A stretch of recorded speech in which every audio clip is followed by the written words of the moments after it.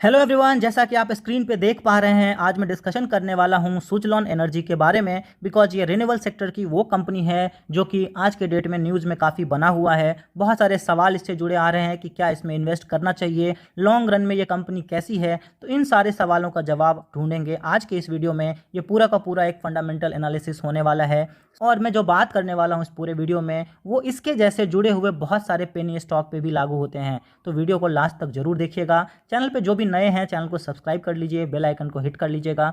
इससे मेरा जो भी नया वीडियो आएगा वो आप तक पहुंच जाएगा। तो जैसा कि आप स्क्रीन पे देख पा रहे हैं, सुजलॉन एनर्जी का शेयर 11.75 के करंट मार्केट प्राइस पे ट्रेड हो रहा है और ये आज के डेट में 10.33% अप पे क्लोज हुआ है।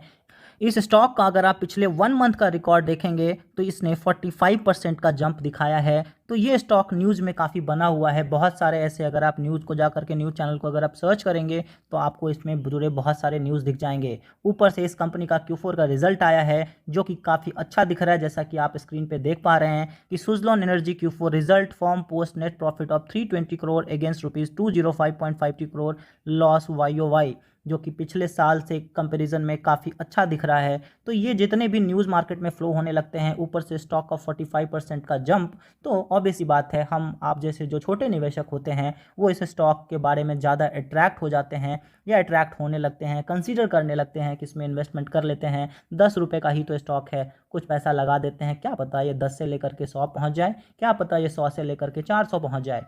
बिकॉज सुजलॉन एक टाइम पे 400 प्लस पे ट्रेड होता था मार्केट में। हम सारे सवालों का जवाब ढूंढेंगे, हम सब कुछ देखने वाले हैं आज के वीडियो में। तो चलते हैं स्क्रीनर पे। बिकॉज जैसा कि आप जानते हैं कि मैं फंडामेंटल एनालिसिस के लिए स्क्रीनर वेबसाइट का यूज़ करता हूं। तो स्क्रीनर पे अगर आप आएंगे, ये बहुत एक शॉर्ट वीडियो बनाने का सोचा है मैंने, तो मैं बहुत ज़्यादा डिटेल में नहीं जाऊँगा। आप इस कंपनी का मार्केट प्राइस देख सकते हैं 11.7, 14,142 करोड़ की कंपनी है। बाकी डिटेल्स आप पढ़ सकते हैं, बिकॉज आप जानते हैं रिन्यूएबल सेक्टर की कंपनी है, तो मैं ज़्यादा डिटेल्स में नहीं जाऊँगा। जैसा कि मैंने कहा कि high price all time is 431 का, और अगर आप अभी रिसेंट टाइम में देखेंगे तो यहाँ पे आपको 12.2 का 52 वीक हाई दिखेगा, वहीं पे 5.42 का आपको इसका 52 वीक का लो दिखेगा।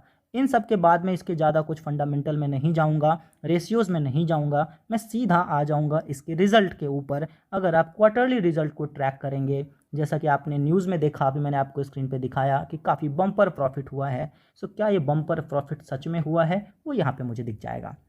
सो कंपनी के क्वार्टरली रिजल्ट में आप अगर सेल्स को ट्रैक करेंगे तो आपको यहाँ पे दिसंबर 2022 के कंपैरिजन में बढ़ता हुआ दिखेगा। वहीं पे अगर पिछले साल मार्च से कंपेयर करेंगे तो आपको यहाँ पे डिक्लाइन दिखेगा सेल्स में।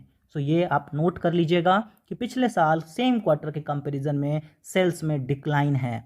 सिमिलर वे में अगर आप ऑपरेटिंग प्रॉफिट को ट्रैक करेंगे तो यहाँ पे दिसंबर क्वार्टर के कंपैरिजन में आपको इंक्रीमेंट दिखेगा 215 करोड़ से बढ़ करके 233 करोड़। वहीं पे पिछले साल के हिसाब से भी आपको सेम क्वार्टर को अगर आप एनालाइज करेंगे तो आपको ग्रोथ दिखेगा 217 करोड़ से बढ़ करके 233 करोड़ का। सो ये है यहाँ पे प्रॉफिट का हिसाब। बट जैसे ही आप यहाँ पे प्रॉफिट बिफोर टैक्स या नेट प्रॉफिट पे आते हैं, सो आपको सरप्राइजिंगली दिखेगा कि 320 करोड़ का प्रॉफिट कंपनी ने शो किया है, बुक किया है इनफैक्ट, जो कि पिछले दिसंबर क्वार्टर से काफ़ी ज़्यादा है। इनफैक्ट अगर आप पिछले मार्च में जो कि 206 करोड़ का लॉस था उसके कंपैरिजन में तो बहुत ही ज़्यादा है। तो ये जो डेटा है 320 करोड़, इसने मुझे चौंकाया कि यहाँ पे तो 233 करोड़ दिख रहा है, फिर ये 320 करोड़ कहाँ से आया, जबकि बीच में तो टैक्सेस भी गए होंगे। सो इसको चेक करने के लिए जब यहाँ पे इसी पेज को अगर आप डिटेल में देखेंगे तो आपको क्लियरली दिखेगा यहाँ पे एक सेगमेंट है other income. So other income 257 crore का आया हुआ है, जिसकी वजह से यहाँ पे जो प्रॉफिट है वो बढ़ करके आफ्टर टैक्स चला गया है 320 करोड़ का। सो ये 257 crore, this is the main thing जो आपको ध्यान में रखने की ज़रूरत है। सिमिलर वे में यहाँ भी आपको दिखेगा 2472 करोड़ का। सो ओवरऑल अगर आप देखेंगे तो ऑपरेटिंग प्रॉफिट में अगर मैं लॉन्गर रन में देखने के लिए जाऊं तो बहुत ज़्यादा कुछ चेंज नहीं हुआ है। जी हाँ, कंपनी एक स्टैग्नेंट वे में, एक कांस्टेंट वे में काम कर रही है, but because of this other income यहाँ पे इनकम में ग्रोथ देखने को हमें मिल रहा है। इस बात को नोट कर लीजिएगा क्योंकि हम एनुअल रिजल्ट में भी इस बात पे डिस्कशन करने वाले हैं कि जो हमें न्यूज़ में दिख रहा था उसका एक्चुअल मीनिंग क्या है और ये अदर इनकम कहाँ से आ गया है। तो जैसे ही आप प्रॉफिट एंड लॉस स्टेटमेंट में, एनुअल स्टेटमेंट में आएंगे तो आपको यहाँ पे बहुत कुछ बहुत ही क्लियर होता हुआ दिखेगा। जैसे कि ऑपरेटिंग प्रॉफिट पे अगर आप चेक करेंगे तो पिछले साल ऑपरेटिंग प्रॉफिट मार्च 2022 में 900 करोड़ का था, जो कि इस साल घट करके 832 करोड़ का हो गया है। सो ऑपरेटिंग प्रॉफिट जो लोग नहीं समझते हैं, वो सीधी बात ये है कि कंपनी जो मेन काम करती है, एक्चुअल काम करती है, जैसे कि इनका काम है रिन्यूएबल्स एनर्जी सेक्टर में काम करना, तो वहाँ से जो प्रॉफिट जनरेट होता है, सिंपल सेल्स माइनस एक्सपेंसेस को हटाने के बाद, उसको हम ऑपरेटिंग प्रॉफिट कहते हैं। उसमें बाकी का कोई इनकम कंसीडर नहीं होगा, जैसे कि उन्होंने कुछ बेच दिया होगा या कहीं कुछ इन्वेस्ट किया होगा, उससे कुछ पैसे आ गए होंगे, वो सब ऑपरेटिंग प्रॉफिट में कंसीडर नहीं होता है। कोर जो ऑपरेशन है वहाँ से जो पैसे आते हैं that is considered under operating profit. तो यहाँ पे आपको पिछले साल के कंपैरिजन में डिक्लाइन दिखेगा। हाँ, अगर आप इसको पिछले और जा करके देखेंगे तो यहाँ से आपको मार्च 2021 से ग्रोथ दिखेगा, या मार्च 2020 में जो लॉस था वहाँ से आपको ग्रोथ होता हुआ दिखेगा। सो ओवरऑल यहाँ पे कुछ बहुत बड़ा इम्पैक्ट हुआ है ऐसा नहीं है, फिलहाल इस बात को आप नोट कर लीजिए। तो फिर यहाँ पे जो ये उसके बाद सेकेंड पॉइंट यहाँ पे अटकता है, जैसा कि हमने ऊपर देखा कि नेट प्रॉफिट भी 2887 करोड़ का दिखा रहा है, जो कि पिछले साल में -177 करोड़ के लॉस पे था। सो कहानी यहाँ पे आकर के फिर से अटकती है कि ये पिछले साल जो लॉस था, जैसा कि आप न्यूज़ में देखा है कि बम्पर लॉस से कंपनी सीधा प्रॉफिट में आ गई है, वो भी इतना बम्पर वे में। तो सबका एक ही आंसर है यहाँ पे, दिस अदर इनकम। सो ये अदर इनकम कहाँ से आया? अब इसको समझने के लिए मुझे थोड़ा सा सर्च करना पड़ा कि अदर इनकम का मतलब क्या हो रहा है यहाँ पे। सो अदर इनकम के लिए मैं जब जा करके बहुत सारे न्यूज़ को चेक कर रहा था, तब मुझे समझ में आया कि this is one time gain of ₹251.5 crore was on account of sale of foreign subsidiaries and a few assets. मतलब कि ये जो 251.5 करोड़ इस क्वार्टर में आपको दिखा है क्वार्टरली रिजल्ट में, ये आया है because of sale of foreign subsidiaries and few assets. Similar way में जो जून के क्वार्टर में 2400 करोड़ का आपको डेटा दिख रहा था, वो भी कुछ इसी तरह का होगा, जिसकी वजह से कंपनी का जो इस साल का नेट प्रॉफिट है उसमें आपको बहुत ज़्यादा जंप देखने को मिला है। ओवरऑल कंपनी जो काम कर रही है, कंपनी का जो कोर वर्क है, वहाँ पे ऐसा कोई सिग्निफिकेंट जंप होता हुआ नहीं दिखा है। फिर आपका सवाल आपके मन में ये भी होगा, ये कंपनी का जो स्टॉक है ये पिछले एक महीने में 45% का जंप क्यों दिखा रहा है, या पिछले कुछ टाइम से काफ़ी ट्रेंडिंग क्यों है? इस सवाल का भी जवाब ढूंढने के लिए मैंने इस कंपनी के वेबसाइट में जा कर के कुछ चीज़ों को ढूंढने की कोशिश करी। तो मुझे यहाँ पे समझ में क्या आया, जो इस कंपनी के पास, अगर आप ये डेटा चेक करेंगे आपके स्क्रीन पे, मैं आपको लास्ट से हो जाकर दिखाता हूँ, इसका मेन रीज़न है ऑर्डर बुक। कंपनी ने प्रेस रिलीज़ दिया था, जैसा कि 12 अप्रैल को है, कि कंपनी को 50.4 मेगावाट का ऑर्डर मिला। फिर 27 अप्रैल को आपको 39 मेगावाट, 3 मेगावाट। इसके बाद आप और ऊपर जाएंगे तो 2 मई को भी आपको दिखेगा कि इनके ऑर्डर्स का डेटा मिल जाएगा। 17 मई को आपको ऑर्डर का डेटा मिल जाएगा। 19 मई को ऑर्डर का डेटा मिल जाएगा आपको।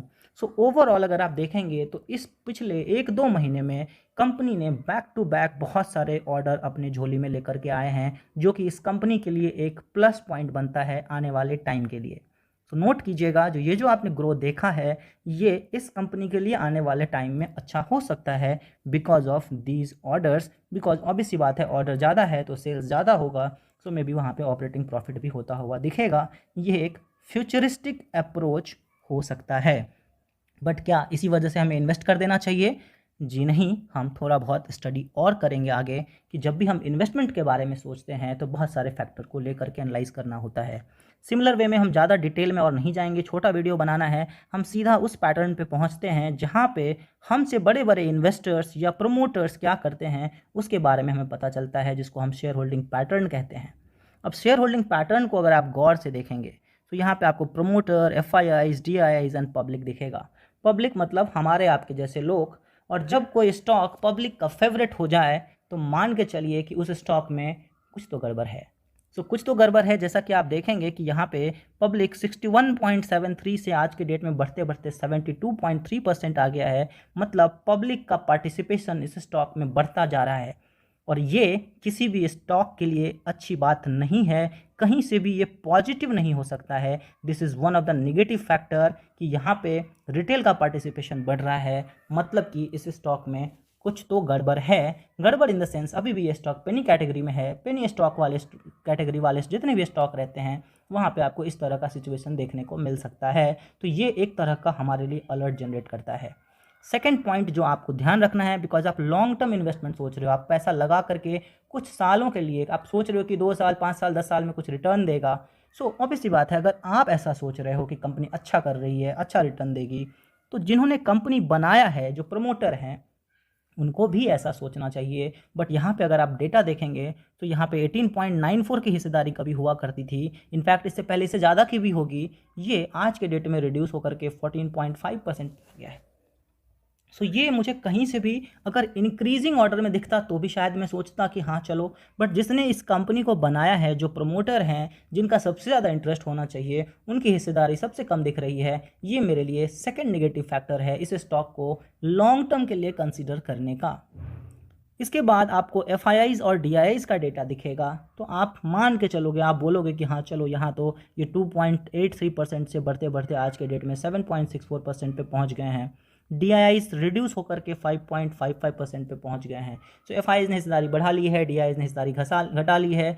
सो ओवरऑल ये जो कहानी है, जो बिग इन्वेस्टर्स हैं, जो कि आप देख रहे हैं 7.64% या 5.55% की हिस्सेदारी लेकर के स्टॉक में बैठे हुए हैं, इतना मान के चल लीजिए, ये जो लोग होते हैं ये अपने पोर्टफोलियो का एक बहुत छोटा सा पार्ट पेनी स्टॉक में लगाते हैं, वो भी किसी एक कंपनी में नहीं, उस छोटे से पार्ट को लेट्स से कि 5% ऑफ द टोटल पोर्टफोलियो, उसको वो अलग अलग पेनी स्टॉक में डिस्ट्रीब्यूट करते हैं। बिकॉज पेनी स्टॉक ऐसा है कि कोई चलता है तो बहुत चलता है, कोई डूबता है तो बहुत डूबता है। सो उन्हें फ़र्क नहीं पड़ता है इतना जितना कि हम आप जैसे छोटे निवेशक को पड़ता है, बिकॉज हमारे पास इतना कैपिटल नहीं होता है कि हम उसको इस तरह से कहीं भी बर्बाद होने के लिए छोड़ दें। और ओवरऑल इस स्टॉक के साथ मुझे यही एक दिक्कत यहाँ पे दिख रहा है कि इसका ऑर्डर बुक अच्छा है, फ्यूचर अच्छा हो सकता है, बट ऐसा नहीं है कि ये स्टॉक आज मैं ये सोच करके इन्वेस्ट कर लूँ कि 10 रुपये 11 रुपये का स्टॉक है, इन्वेस्ट कर देता हूँ, कल जाके 100 हो जाएगा, परसों जाके 400 हो जाएगा। This is not the right philosophy of Suzlon या इसके जैसे किसी भी पेनी स्टॉक के बारे में। जी हाँ, अगर आपको इन्वेस्ट करना ही है, आपको लगता है, आपको भरोसा है इस कंपनी के ऊपर, सो पेनी स्टॉक का एक ही फिलॉसफी है, उतना ही लगाओ जितना डूब जाए तो फ़र्क ना हो, और उसे रोज़ मत देखो। सो ये एक छोटा सा फिलॉसफी है, बट आप हर पेनी स्टॉक में अप्लाई कर सकते हैं कि आपको इन्वेस्ट अगर करना है ऐसे स्टॉक में, तो मान के चलिए ये डूब भी गया तो कोई बात नहीं है, उतना ही पैसा लगाइए, रोज़ मत देखिए, बाकी आपकी किस्मत है। बिकॉज जब प्रमोटर को ही भरोसा नहीं है कि ये कंपनी बहुत अच्छा करेगी, तो आपका तो पता नहीं। ऐसे स्टॉक से दूर रहना बेहतर होता है। बाकी आपकी मर्ज़ी, बने रहिए मेरे चैनल पे, तब तक के लिए थैंक यू।